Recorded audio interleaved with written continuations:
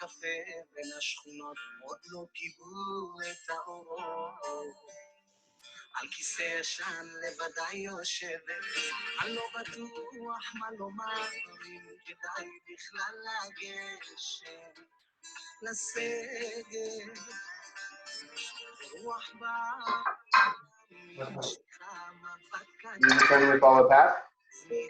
You just randomly went?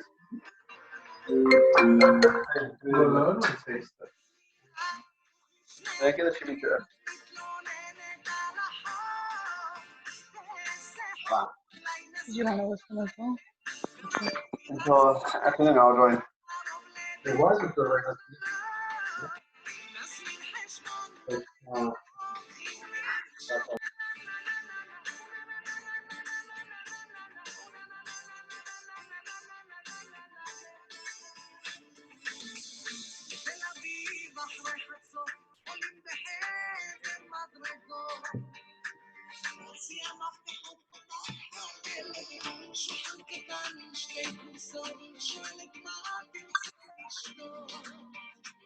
אני מרגיש מסתר, שני כוסות על השולחן, מוזקת ומוזקת, אותי אומרת, תחת עוד יין לבן, זורקת לי חיוך קטן. It is 8 o'clock. 10 minutes. 10 minutes.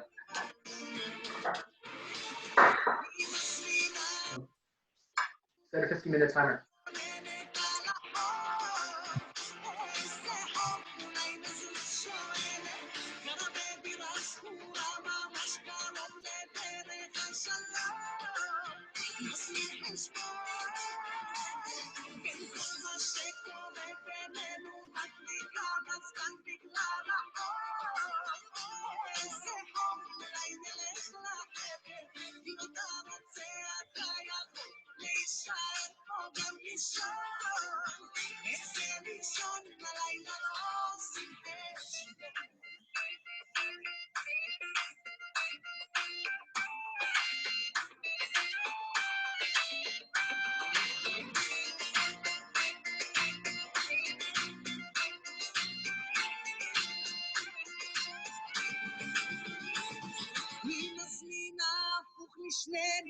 ורק מתלוננת על החום איזה חום אולי נזוז שואל גרה בדירה סגורה ממש קרוב לדרך השלום נסביר חשבון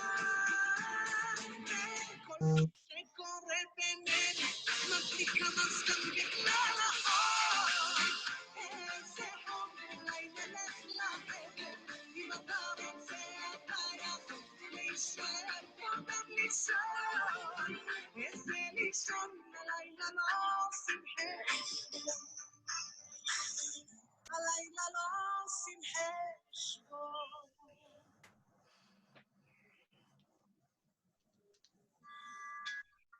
Ain't no mountain high, ain't no valley low, ain't no river wide enough, baby. If you need me, call me, no matter where you are, no matter how far. Don't worry, baby, just call my name, I'll be there in a hurry. You don't have to worry, 'cause baby, that's me.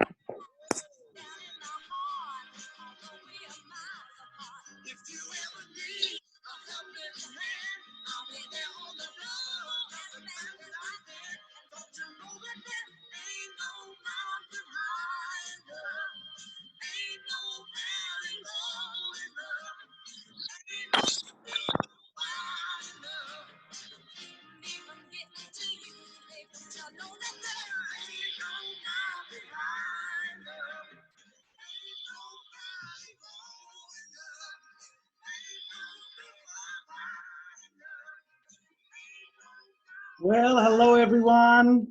Good evening and welcome to our IAC Edge happy hour. I hope you are all ready with a glass of wine or a good drink by your side because we're gonna have a great 1 hour together. Just a little bit about what's going on, and then I will introduce our moderator for today. So we are going to break into breakout rooms in about a few minutes to just break the ice and to get to know each other. We'll have the task and mission. Each one of you will have to talk together as a group. You will have a moderator in your room that will guide you what exactly to do. You need to come up with crazy, funny, unique, weird dating story that you had, that you experienced. Now, if you're already married, don't worry. I bet you have marriage stories to share. And then we will come back to the main session, and each group will share with us a good story. And then, of course, we will have Daniela and David Yarus that is already with us. Hey, David. Hey, Daniela. So we have Daniela, and she's a psychotherapist and transformational relationship coach who specializes in honest human connection. Daniela brings nearly 2 decades of professional experience and personal wisdom to single, married, and diverse individual and audiences she coaches. Recognized as LA Premier Divorce Success Coach and dating expert extraordinaire by Southern California Life magazine, Daniela has seen it all and been through it herself.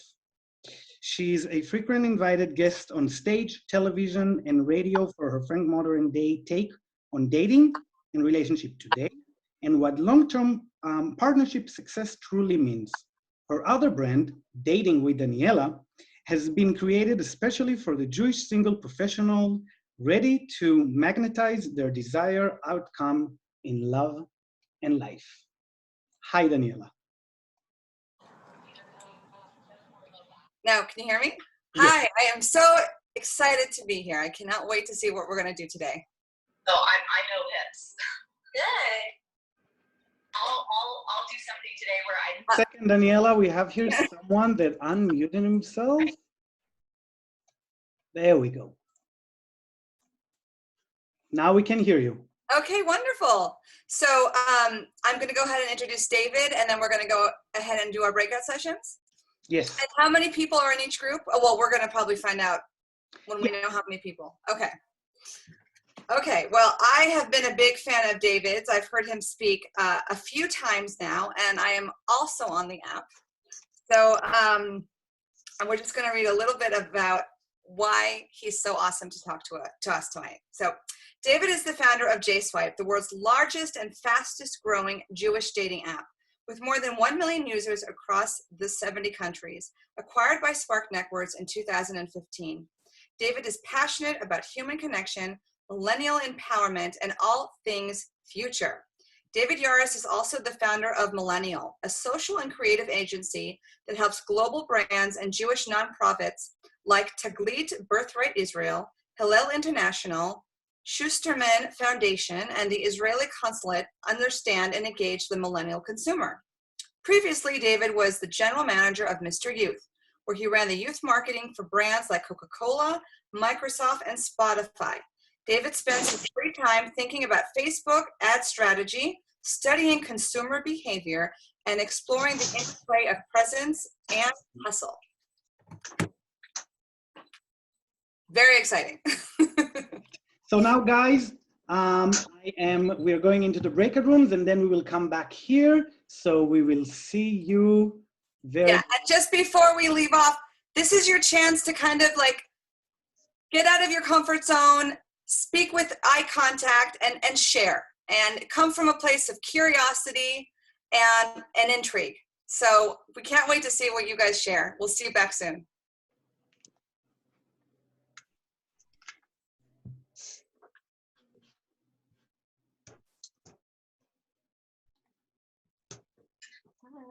Hi. Wow. Every day you're cooking something else.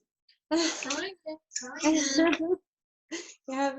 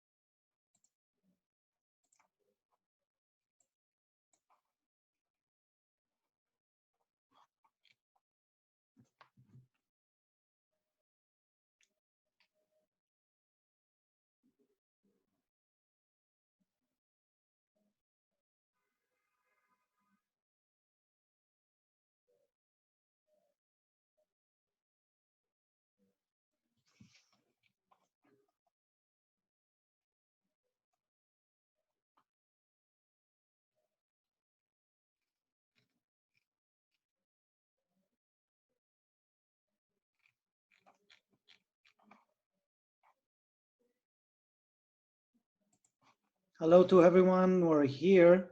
We are right now in the breakout rooms, and in about 5 minutes, everyone will come back to the main session. So be patient. You unmute me. There you go. What's cooking? There we go. Now I can hear you. Where are you located right now? Where I'm what? Where are you located currently? Where I'm located? Los Angeles. Los Nice. Angeles, City of Angels. Definitely a P. So you now live in Miami, or you just Oh, visiting? I live in New York. But I grew up here, and so I'm back home. You know, for the last about month and a half or so. Nope. Yeah. Corona. About 5:10. Yeah, but I love Los Angeles. It's beautiful. Me too. I mean, it really depends on the day, but me too. So we will bring them all back in about 5 minutes. Daniela is very, very excited for that. So you're going to enjoy it. I'm excited. And then that's for about 20. Yes. Cool. I'm wondering when we started, or like, it gets dark so quickly here. So when we started, it was like sun setting, and now it's getting. I think we'll just make it. Worst comes to worst, I could turn on some lights, but. Okay. Where are you, in like a backyard or something?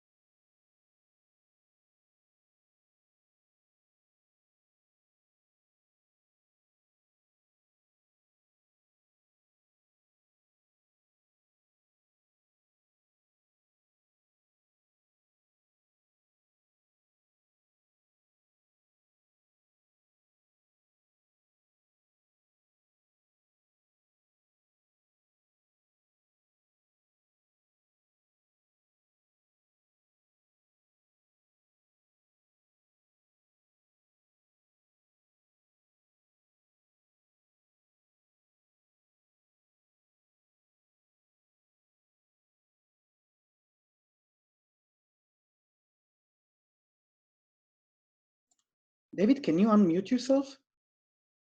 Yeah, perfect. No?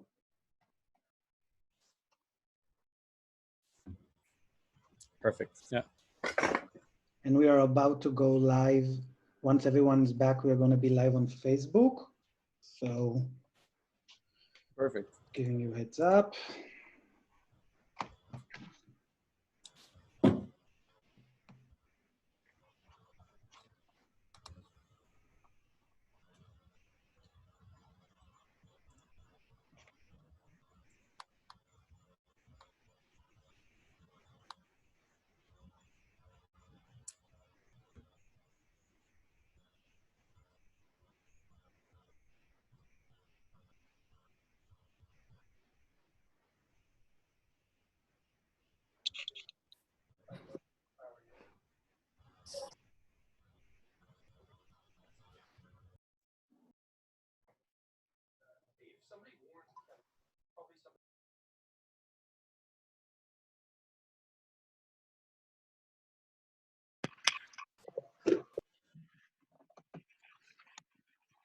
All right.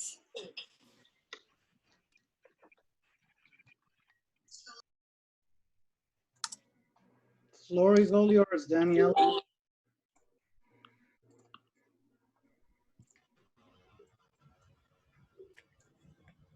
You're muted. I'm still. Sorry, Daniela, you're unmuted. Please start. You can hear me? We're good? Okay. So we had a lovely group of ladies. We had some married ladies. We had some recently single ladies who've been dating for a while. We definitely had a story from Rebecca. If she wants to share, if she doesn't, that's totally fine. But just know, Rebecca, what you're sharing, a lot of people have experienced at some level, and it kind of connects the room. So, would you like to share, or do you? What are you comfortable with? I don't want to share the details of the situation. To be honest, right now, I'm sorry. I'm sorry. I wish I could share and connect us all, but this is just, I'm not You're ready. not ready yet. Yes. No, sorry. Yes. So basically, the theme of our group, though, was, you know, we're in really unprecedented times with a lot of unknowns, and there's a lot of fear and apprehension, and dating is already unknowing. And so you add the whole pandemic with people potentially losing jobs and family situations, that it's really hard to really read people. Are they preoccupied, or are they not interested? And so it makes it even more confusing. That was the feeling I got from our group. Naomi, you want to share? You're on mute. You're on mute again. Ah, the host is muting me. Can you hear me? Yes. Hi, everyone. My name is Naomi. I don't think anyone has probably experienced this. If you have, wow. Basically, Please share. what? Please share. Go ahead. Oh, yeah, sure. So basically, I met this guy. Unfortunately, it wasn't on J-Swipe, although I'm a huge proponent of J-Swipe. I met a guy at a Shabbat. We hit it off. Everything was going great. And we went on a couple of dates. He didn't tell me that he lives at home, although no judgment for anyone who does. But he didn't share that detail with me. And then after a couple of dates, he asked me if I wanted to swing by and watch a movie. I was like, yeah, no problem. We go to his house, and he's like, okay, I'm just gonna go to the kitchen, make us a couple drinks. Why don't you just make yourself comfortable in the living room? No problem. For some reason, the living room light was turned off, and I don't know why I didn't think of turning it on. I just went and sat down on the couch. And his mom, I didn't realize this, but his mom was sleeping on the couch, and I literally sat on her face, and she thought I was an intruder and started screaming. And so I started screaming. And this poor guy was so embarrassed because he thought his parents were out at dinner. And so it was just an embarrassing situation all around, but we ended up laughing about it. Did you go out again? No, but we still laughed about it. Thank you so much for sharing. All right. Who else wants to go after Naomi? Who's the next group? No one can go after that story. No, yes, I meant yes. Even though, again, if you want to share your story, that was pretty funny. If you feel comfortable. So in our group, we were discussing when it's safe to start going out with someone now in Corona. That was a long conversation, so we had little time to share stories. So mine was actually very simple. A friend organized a blind date for me with a guy named David, which is a very common name. And she told me, trust me, stop being a control freak, just go to the date. His name is David. You whatever, you will find him. Like I get there. It was a distant cousin. So it ended up being a very funny night. Of course, nothing romantic, but lots of fun when we saw one another. Give you a price tag for this bottle. What was? How much did you pay for this? Yeah, that was it. Amazing. And when are you expecting? What's your due date? Just curious. Next week. Wow. Not from my cousin. Not Yes. from my cousin. It's another guy. Awesome. Okay, who is next? Do we have another group?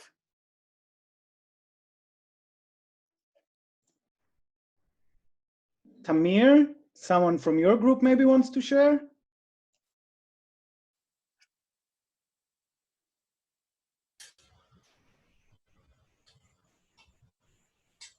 Okay. Okay. Go ahead. Do we have another group after Tamir? Nope, that was our groups. That was our groups. Okay. So this is the other part you guys all been waiting for. Dave and I are going to have a candid conversation. He has no idea what I'm going to ask him. As we talk, if questions pop up for you, please share them. You can share them privately, anonymous, and they will get to me, or publicly in the chat room. And this is your opportunity. And again, don't be shy. You know, 80% of success is just showing up. And if there is a question that pops up and you want information on it, this is your chance. Because I'm sure if you have a question about it, many other people do too. All right? Okay, so let's get started. Hi, David. Hello. How you doing? Thanks for having me. Oh my gosh, it is a pleasure. I've heard you speak in Los Angeles, in Florida. I love how honest you are. Like, you're like, you know, part tech and part like therapist, kind of, like, because your motivation is, you know, really about the human experience. And I already know your story, but I know a lot of people don't. If you can kind of share how you got the idea of J-Swipe and how you kind of saw it to fruition, you know, even when you were so young, like, how did it work? How were you able to do it? Well, I'd say when people ask how did you come up with the J-Swipe idea, I honestly believe that anyone Jewish on Tinder early on, like, thought of it, right? Thought about something like J-Swipe. In fact, J Crush, you know, hashtag Israel, I believe they were a couple of wonderful, you know, nice Israelis, was out before us. And we weren't the first, you know, J-Date was out for 20 years, but it was about execution. It's about just doing it. Like, the idea, you know, interesting idea, but we just thank God, like, it was a combination of right place, right time, right team, right execution, blessing, luck, you know, miracles and hustle.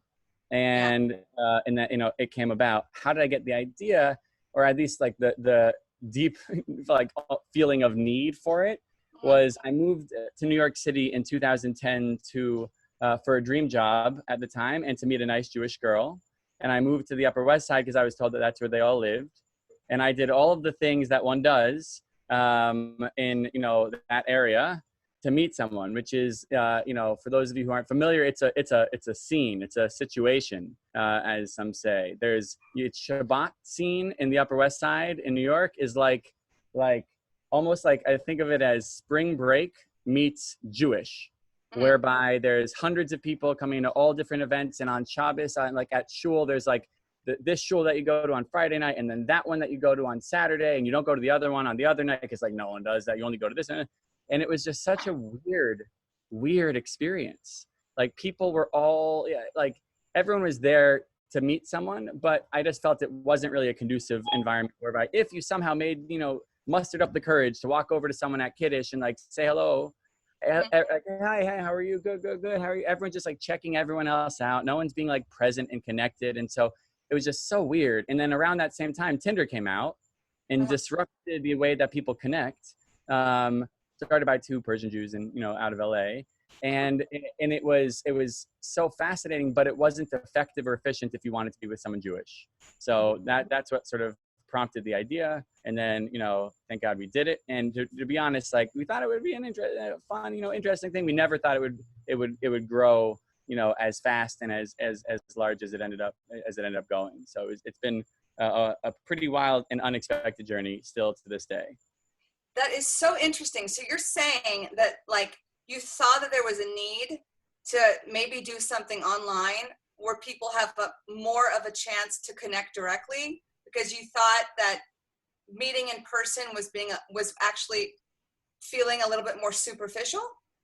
Was that? Online in general, tools, technology make our lives, streamline our need, make our lives more efficient. We use Uber to get places, we use Airbnb to live places. So you want it to be more efficient and more, connecting, but also in a Jewish, like with a Jewish lens. And at the time, JDate, of course, was around for 20-something years, right? But it wasn't really tailored any longer to our generation, to millennials. It was more of our parents and grandparents' generation. Right. So your need, proven market. But in my mind, at least, a pretty wide gap. Yes. Yeah. So you were pretty much bringing a solution to a problem that was relatable and accessible to your generation. And my peers and myself and my cousins and So how many years has it been since JDate first was formed? JDate 1980. I mean, J-Swipe. Excuse me, J-Swipe. Yes. May Passover 2014. So I guess just about 6. Okay. Wild. Yeah. And online dating keeps exploding. We have way more apps, and we have a lot of apps now that you're able to search the Jewish preference. I know you sold the company, but do you have an opinion about like Jewish online dating now? Well, I mean, I have an opinion on Jewish dating now, or online dating in general, and then like with the Jewish lens. Basically, I think there's, dating apps in general solved an issue. They solved a challenge for, some or many of us, definitely for me, which was, let's call it like an options or a sourcing issue, right? Like I lived in the Upper West Side for 4 or 5 years. I went to all the Shabbats, I did all the things. And like maybe, and it wasn't 4 or 5, it was 3 or 4. Yeah. Maybe out of 3 or 4 years, there was like, let's say 5 people I wanted to, go on. I was curious about going on dating with, and maybe like 3 or 4 that I did. And then fast forward to now, and that's because I guess it was a, limited reach to the people you're around, or even like 2 degrees, like maybe there are people, but still limited pool. Yeah. Online dating in general gives you access to, anyone in your community, in your region, or the world, right? If you swipe globally. And lots of my favorite stories from J-Swipe are like, he's from Israel, she's from South Africa, some reason they were bored and like switched on global settings and like somehow met, connected, and like are now married. That's wild and crazy. Yeah. So it solved that, but it's caused a different and deeper, that's more of an external sort of systemic issue, which is meeting people or people you want to meet. Now it's created more of an internal issue, which is, let's call it the paradox of choice, among other things, which is scientifically proven. The more options we have, the less likely we are to choose, and the more likely we are to regret a choice after we've chosen it. And so we're living in this world where people are just getting bombarded with push notifications, and you have a new match, you have a new message, you have a new match, you have a new message. And so we're like, when otherwise, 5, 10, 15, 30, 50 years ago, we would be like in this sort of like wow state after a great date. But now it's like, it's too soon to delete the apps after one great date. Your friends would think you're crazy. And so you're still on them and you don't turn off push notifications. And so like on your way home in an Uber from that great date, you're already, pushed, you have a new match, it's brought back in to the paradox of choice and another option, so people are just confused, among other challenges. So hopefully dating in general, like dating apps in general, all of the apps out there help you get more dates, but not many of them help you actually date. And so my hope is that more can get more intentional, help you go further down funnel from options to like actual like vulnerable connecting to ultimately like whatever your end goal is. And that's my thoughts for dating in general. Yeah, 100%. I also, you know, I specialize in helping people put their best foot forward, because the best way to use online dating is to go offline and not to stay online. And people just, you know, by, like you said, the paradox of choice, they just open these conversations that are going nowhere, that are just through text, which is very flat. And often people don't even use phones. They just texting to meeting. So you lose connection there. And what you just said reminded me of, you know, you mentioned in the IAC conference about the attention span of a goldfish. You said the millennials' attention span is less than a goldfish. 8.6 seconds. Yeah, can you share that again? Can you share that? Yeah, every stat that I give is like asterisk, like loosely correct, because it is, I heard it somewhere and it is grounded in some stat, but I don't remember where or what. Yeah. But the average attention span of millennial is 8.6 seconds, which is less than the memory of a goldfish, which is 12. Yeah. Right. So that speaks volumes, because I think we all, you know, I even feel it. Like, I feel like I have adult onset ADD. Like, I could never do school now. We are so bombarded with our attention that if it doesn't grab us right away, we're not interested. But we don't also take the time and the attention to learn, because we're in this instant gratification mode. So it's interesting how the creator of JSwipe also understands this. And talk about gratification. The other interesting thing is when people say like, so what do we do?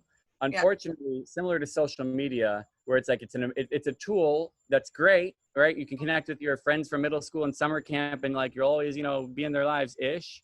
Yeah. But it's also horrible because it's making everyone more depressed, lonely, sad, you know, than they were statistically, you know, in years past, and FOMO, et cetera, et cetera. So it's a tool that it can be wielded in either way. And it's really about self sort of governance or control. Yeah. And what I mean by that is taking off push notifications for Instagram. You said instant gratification. I guess that's what got me in on this. It's like our brain, dopamine, literally we get little like buzzes of dopamine every time we get someone likes your photo, so like whatever it is on Insta. And so your body, you're literally like brain science, you're addicted. I speaking from the I, am like physically, you know, addicted to these little hits of dopamine. And so, really being, you know, aware of that. That's why, thank goodness, the tech platforms like this last year, I guess, introduced screen time, which at least for me is pretty frightening, right? If you look at your screen time, I mean, oh my goodness. But like, I think give us tools to monitor ourselves. Same for dating. It's like when you go on that date and there's a nice, you know, there's an exciting spark, or it's like, oh wow, maybe it's interesting. Having the self-control to maybe it's too soon to delete the apps, but like turn off push notifications. Or if it's going like to actually allow yourself to lean into that a little bit, maybe you know, just so every public service announcement, if you delete the app from your phone, like just delete, like hold, tap, delete, that doesn't actually delete your profile, right? That just deletes the app from your phone. You have to go in any app and usually delete the actual like account. So technically, if you want to, you know, have peace of mind and be able to be present with someone, you can delete the physical app from your phone, whatever it is. But the instant gratification of you have a new match, you have a new message, you have a like, you have a comment, is real and like scientifically dopamine, you know, addicting. Totally. And so you're preaching, minimize the distraction so you can focus on something great, you know? And not preaching, sharing that if one feels called, I propose a possible solution to the confusion and paradox of choice is intention. Yes. Intention. Yeah, cool. Yes. We're getting some questions that people want to actually know a little bit more information on the specific steps you took to form your business, and what could be helpful, what you learned, and for people who have maybe some innovative ideas now for problem solution, what you would recommend. Well, what I would recommend is do it, because either way it's going to be good. Ready? Like works, great. It doesn't work, you learned, great. Like it's a win-win. So that's my general thought about that. I mean, in terms of, I think the main lesson is for me, my pet peeve for myself is like potential or ideas. But whereas like for me, it's about actualized potential and like action versus potential. And so again, we thought about it early on and then did it and connected the dots and we launched it and we were still like scrappy and we were always scrappy. And it was, we launched with an MVP, minimally viable product that was still buggy and, but it just started, thank God, started growing so fast. I think my main learning from that was before JSwipe, I was at a company called Mr. Youth, which was this like really fun, I really loved it, marketing agency, helping like cool brands connect with college students like Coke, Spotify, etc. And I loved it there. And when I moved to New York, that's the dream job that I moved there for. And I just showed up so hard every day that I was there for 4 or 5 years. Like I was there 150% of me was there every day, all day. And I was like thinking, and so I showed up so fully for that experience for the entire time that at the end, when it was time, and it was the hardest, I was so scared about this conversation. I remember being home in Miami for Passover 2014 and having to go back to talk to this guy who is my mentor and friend and the CEO of the business and founder who basically brought me to New York and like taught me so much of what I know in like marketing and sales and all of these things and like treated me really well and leveled me up. It just was so, so good to me in my professional career. And I had to now tell him like, I'm out. Respectfully, obviously, with love, but like that conversation was so scary to me. And then long story short, when we get to the conversation and he's like, so what did you want to talk about? I was like, listen, Spotify like just signed like a $4 million deal, like woo, compliment sandwich, right? Start with the good thing. And he's like, great, wow, exciting. I was like, and it's time for me to go and do my own thing. And he's like, wow, I thought you were going to say that. Congrats, exciting. How can I help? And I was like, what do you mean, how can I help? And he's like, well, what can I was like, okay, well, I'd like to, continue talking to this colleague of mine who is like the yin to my yang. And he's like, yeah, sure. Don't worry. Like just that totally cool. I was like, okay. He's like, what else? I was like, well, I'd like to continue talking to Birthright Israel, which was a client of mine there. And also I still work with today. So he's like, sure. Like, don't worry. No problem. Just like, don't take Coca-Cola and Spotify. I was like, whoa. He's like, what else? I was like, well, we're raising money for JSwipe. And he's like, done. I'll put in the first, X and I'll close the round with the rest of his like New York Jewish tech peoples. And so basically the learning for me was, first of all, it's wild. And in one day and in one conversation that I thought was gonna be the scariest conversation, it like totally was one of the most powerful change, transformative, positive conversations in, I guess, business and life. But my learning was I showed up so fully for him for so long without agenda other than like giving my all and like and just trusting in the universe that later, lo and behold, later when it became time that he then showed up fully for me. And so my main learning on that one is like wherever you are, be fully there. And if it doesn't feel like you can be, or something's like, not, preventing you from doing that, or it doesn't feel aligned, it feels then reflect or, think about why and what that means. Maybe you shouldn't. Yeah. That's an amazing answer. And it's like you also came in thinking that you really had no expectation. Like, so here he is offering you all these, I'll help you with that. I'll help you with that. He must have really seen something special in you.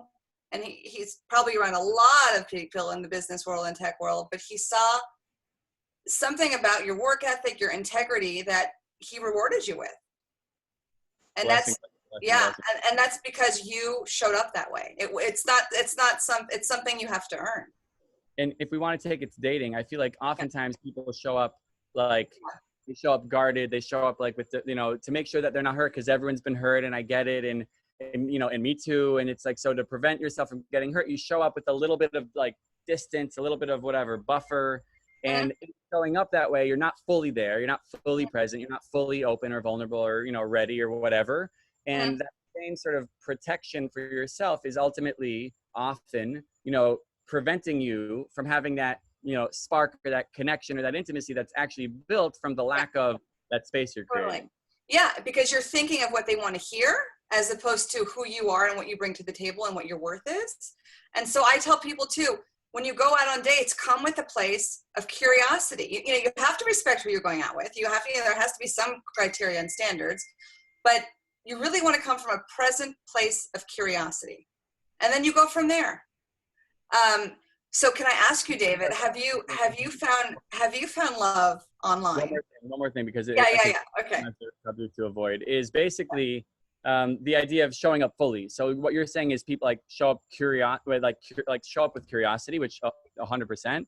I hope you are curious. May we all be curious about the people that we're going on dates with, but also lots of times, like you sort of hinted at it, but people present like who they think the other person wants them to be, or who they think the other person would like, or whatever, and they'll tone down, some of this or that of themselves, or they're turned down their, their light or whatever, their how they are and who they are.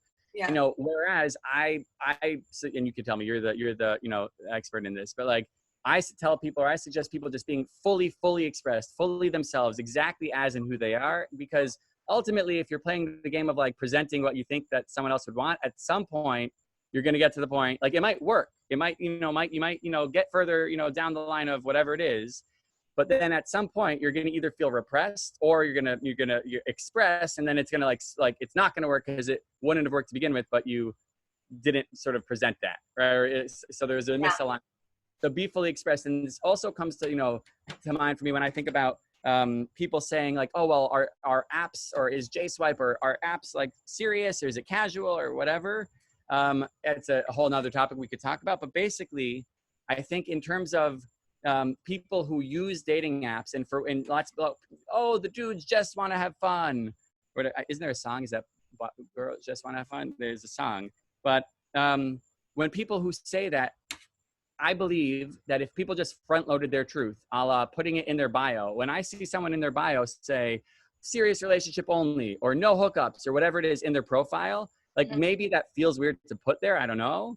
But I think it's unbelievably powerful, because I don't believe that dude or whoever it is who's going out with you and then doing this, and then then you find out later after you've already been a little hurt that they're only interested in this or that.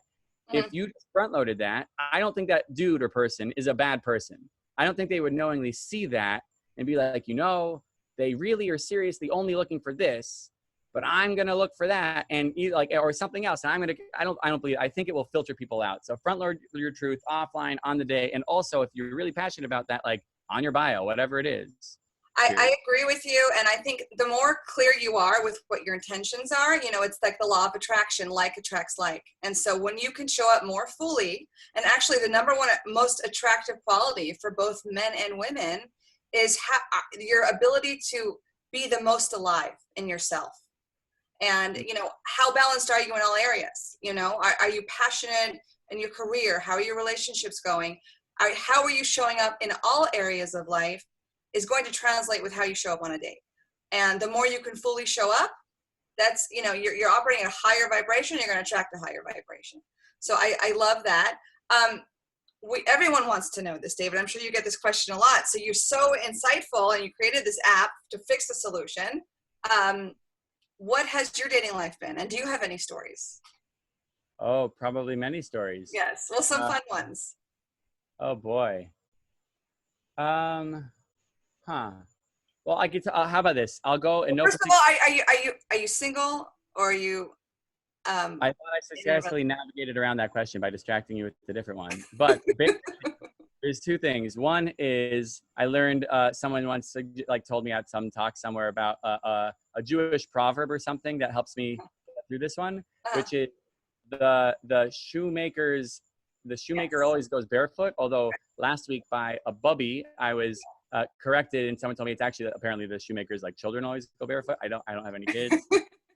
Yes, I hear. I'm actually currently barefoot right now, ironically. And then secondly, I like to say that when Facebook came out back in the day, and they had their relationship statuses that people actually used at that time, bold, and if you use them today, respect. And there was single, in a relationship, I don't remember, married, or it's complicated. I remember thinking to myself, who in the world would ever click it's complicated. And then ironically, come 2020, and my answer for you would be, click, it's complicated. Yeah. LOL. Okay, next question. Yeah, but it's not so complicated. You know, we teach what we constantly need to learn as, you know, people in our field, and you're certainly making a difference in so many people's lives, and you have so much content to keep going within yourself. So it's, you know, the most important relationship we have is a relationship with ourselves, right? We always have that. So, but you're okay, so you're I'll share one or two important learnings. One or two important learnings for me over the last years. One of them was, oh boy, we're gonna try to it's like the names and, you know, what is it, the names and something of this story have been changed for whatever it is. Yes. It's basically, long story short, let's just skip the lessons. The lessons were, someone was going to come and stay by me for X amount of time, and they didn't live in New York, but they were going to come to New York, and then like it was talked about for a while, and then it got closer to the time, and then it was like almost going to happen, and then the vibe, like the premise shifted. We don't need to get into the details. The main learnings were, there was a point, probably all throughout. There was a point though, right before it happened, where there was like a check-in, which was do we both want, like, do we want this to happen? And like inside I was like, but I was like, I was then like head versus heart. Like I was just into like thinking about, I intellectualized it towards a sure, why not? Like, let's see, you know, YOLO. And then long story short, it ended up almost in a beautiful way, like blowing up like spectacularly, like in a respectful, interesting way. But basically, long story short, the learning was, trust your gut, right? Because like your mind might try to play tricks, or I'll speak to me. My mind is always thinking of it, you know, playing tricks on me. But like I knew before it even happened, I could have avoided it easily. But like I tuned out to like the signals that I was giving myself, or that I was like getting, and that also then I guess correlates to the second one, or learning, which is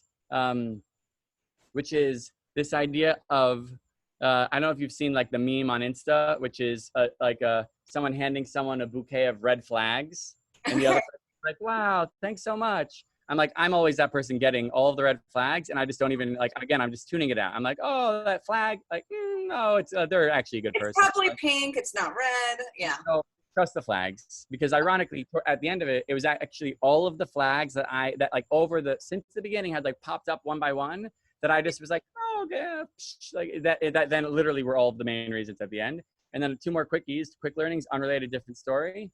But there was something that my friend Jared leads this town hall conversation called Touch Point, which is like a weekly dialogue. Now is on Zoom. It used to be offline, with about now 500 people, about like fascinating relationships and dynamics from around the world. It's actually really interesting. Touch Points, I think. Touch Point. Anyways, and he was talking to he's like, the theme about one of them was DTR, defining the relationship. And like there was a bunch of stories shared, but at the end, the thought was this idea that oftentimes the language that we use for defining a relationship is like, what are we and where are we going? Like, are we this title or that title? Are we going to this or going to that? And I know that for me, that's like always like a conversation. Like I don't know, it brings up right now. I think it's a classic like millennial fear of commitment thing.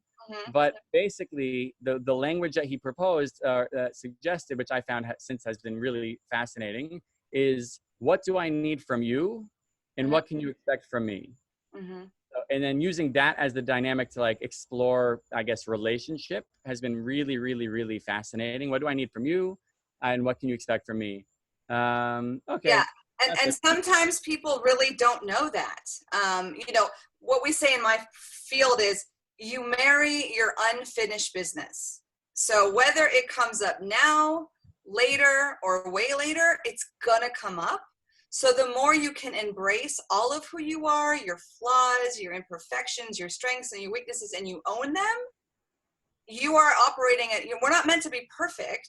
We're meant to be whole. And so, like you said, repressing that part of yourself because you don't want to show it, it's gonna come out. So it's the best thing to do is to show up fully right from the beginning. And that's why, you know, I do a whole online dating thing with my clients, the first picture, and I'm sure you'll agree to this, the first picture, and so many people do it wrong, the first picture in a profile should be looking straight at the camera and smiling, because what you see is what you get. And so if you have people who are posing black and white, there's another girl, there's another guy, there's a drink, there's a dog, there's a baby, there's a car. I mean, basically you're giving the subconscious message of I'm not comfortable just being who I am, you know? And so there's subliminal messages there. So it's very, for sure. And just while we're on that, because I think it might as well just like punch that point home. Like sunglasses, people were wearing sunglasses. Covering their eyes. Yep. Photo, that's an instant like flag. The other ones that like don't be Where's Waldo, which is like every photo is with people, so you actually don't know who you're actually. It's like literally Where's Waldo, which is like kind of fun, but also not. Those are the main ones. Yeah. Yeah. Well, there's another main one since I have you and the audience. Men, keep your shirts on and please wear suits instead. Can I get an amen? Is there any ladies who agree? Because, you know, women at the end of the day want to look for that what's attractive to them is stability and consistency. And what's attractive to men is, you know, a woman's ability to pursue. So these are how we're biologically wired at first. What if someone is consistently shirtless in all of their photos, and they're consistent? I'm joking. But there's a tiger in one of them and a camel in another, so they're covering all the bases. And a fish, camel, tiger, fish, the trifecta. Just kidding, by the way. Yes. No, listen, consistency is always great, and if that's how they want to show up, they're clear, right? No judgment. No judgment.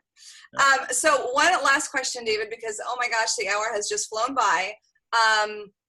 Why is it so hard to find love? I think we kind of touched upon this, but I remember the story you told about your grandparents back in the day when they would have a great date and then he would click his heels, but then he was opening his app again. So did you want to kind of underscore that? See, I paid attention. I listened to everything you said. It really stood out to me.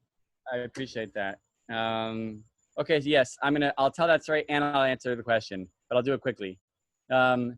Answering the question, I think it's hard because besides the fact the paradox of choice, which is what we'll talk about with that story, because I think that more often than not, people don't know what they're looking for. And that is to say, people sometimes say like, should I put like, no, some people suggest, they're like, you should have a intention field on JSwipe. You should like, what are you here to do? Are you looking for a serious relationship? Are you looking to hook up? Are you looking for marriage? What is it? And I understand the idea. It's an interesting idea. I get the need. But the challenge is I feel like we've had now over 10,000 like marriages from JSwipe, which is also wild.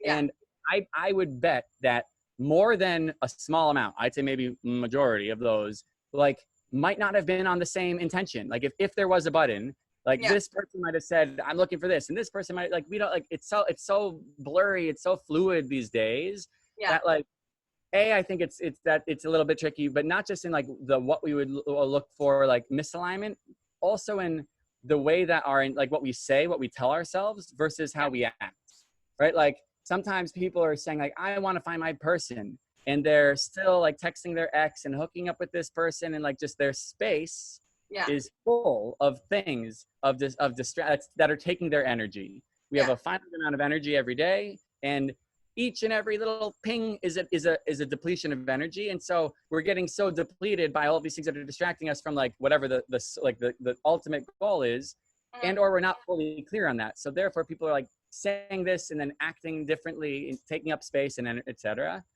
And then I think that for me, like the solution to that piece is basically first clarity, like get radically clear with yourself about what it is you are looking for and what that means. And like what does that, my life coach, I have a life coach, says like, okay, like if that's what it is, like what's the diet? Meaning like what needs to get cut out today? If you're going vegan tomorrow, what do you can't eat this or that. Like if that's what you want, what gets cut out tomorrow? And just being really clear with yourself so you can have, you could create the kli, the vessel to actually have the peace of mind or the, presence or the clarity of like what does feel good and right versus what isn't, or versus being confused or whatever. So clarity of what it is you're looking for, create the space, clear that space, and then action. Lean into the vulnerability. It's going to feel funny. It might feel scary, but ultimately magic doesn't happen in the comfort zone, right? It takes that, like that same scary feeling is like where that like spark happens, and then, you know, beautiful. Yeah. Okay, do we have time for the story, or are we good with that? Yeah, you have a really great life coach. Sounds like we preach the same things. Let's ask Dustin, do we have a few more minutes? How is our schedule? We have 2 more minutes. Okay. So if David want to finish the story. Yeah, it's a great story. About our grandparents, and I imagine our great grandparents, like on their first date, they went out on a date, and then they had an amazing date, and then like he walked her home, and like then walked her to her door, and then was like skipping all the way home. Wow, what an amazing date! Wow, I want to see her again. It's so great. And then he gets home, and he's brushing his teeth, and he's like, wow, what an amazing date. And he falls, he's laying down in bed. He's like, I want to see her again. And then he gets up the next morning. He's like, that's it. He's still thinking about her. He's like, I'm going to see her. And he writes a letter or sends a telegram or whatever. And then it's this reinforcing cycle of magic and love and romance. And then here we all are, right? Versus nowadays, you get out of your first date, which hopefully if you're a gentle man or woman, like you're a gentle human, you're on like airplane mode or whatever during your date. And you get out of your date, you walk your date to their Uber, and you let them in. And then as they're, you know, whisked away, you turn off airplane mode. And in the moments that our grandparents were skipping home and with glee, you to call your Uber, you have to turn off airplane mode, and then you get ping, ping, ping right back into the paradox of choice, right? And then right in that sort of that feeling of like both like magic and like a little scary and like that vulnerability, like in that feeling where our grandparents were like telegramming and like deepening, like we are distracting ourselves and not feeling into that, because instead we're just like swept right back into options. It's not familiar. It's not familiar. So your advice then is to say, if something happens and it feels good, but there also is an element of unknown to it, where you feel vulnerable, allow the space. Allow it to actually start to resonate and develop. Create it. Because if we allow it, we're also going to allow our push notifications to come in unless you turn it on. So create the space. Because without creating it, the space. Yes. Beautiful. Teamwork. Amazing. I could talk to you for like another hour, David. Thank you so much. Daniela and David. First of all, I want to thank both of you. Daniela Bloom, our IAC lead member from Los Angeles. You can see her info at the chat box, and feel free to reach out to her. And of course, the incredible David Yarus. It's the 3rd time, I think, that I'm listening, and I'm fascinated by your stories and the inspiration. So I want to thank both of you for joining us. And before we are finishing, I would like to invite all of you to visit our website, IAC. We have an amazing summit, comes on May 31st to June 3rd, together with the Paris Center for Peace and Innovation. It's a summit about the new tomorrow. Post-corona, we're gonna have Edge Track in the summit every day. Each day is gonna deal with different topics. I am more than inviting and encouraging all of you to visit our website to get more information about the speakers, about the links, and how to join us. And again, thank you very, very much, everyone, for joining us. See you next time at our happy hour. One quick public service announcement, and this is not an ad. This is actually, and you'll see the reverse of that. But if anyone here is a JSwipe user and would like free JSwipe Premium, which means you wouldn't pay for that, you could shoot me a DM on Instagram, would be the easiest way. Just let me know, and you send me maybe just to connect the dots, you send me the email that you use with Facebook, and that's how we find you, and we'll make it premium for as long as they let us. So let's find you that love. Beautiful. Thank you so much for having me, IAC. Thank you for doing what you do. Thank you, beautiful people, for being here.